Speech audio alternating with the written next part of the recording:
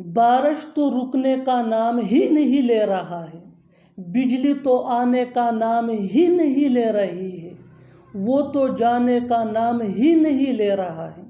इन जुमलों में हम कह रहे हैं नाम ही नहीं ले रहा है। इसके लिए आपको यूज करना होगा इंग्लिश में not ready to.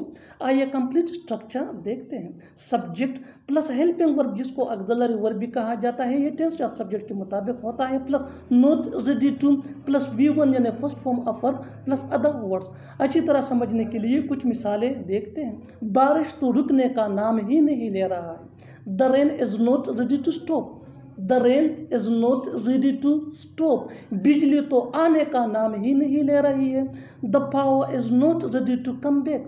The power is not ready to come back. वो तो जाने का नाम ही नहीं ले रहा है। He is not ready to go. He is not ready to go.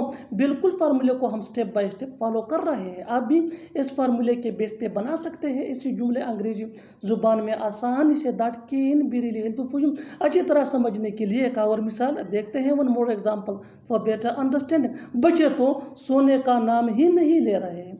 The children are not ready to sleep. The children are not ready to sleep. और आखिर में ये सेंटेंस आपके लिए कमेंट सेक्शन में इसका जवाब ज़रूर देना। वो तो पैसे लुटाने का नाम ही नहीं ले रहा है। वो तो पैसे लुटाने का नाम ही नहीं ले रहा है। Subscribe to English PS for more advance English sentence structure. Thanks.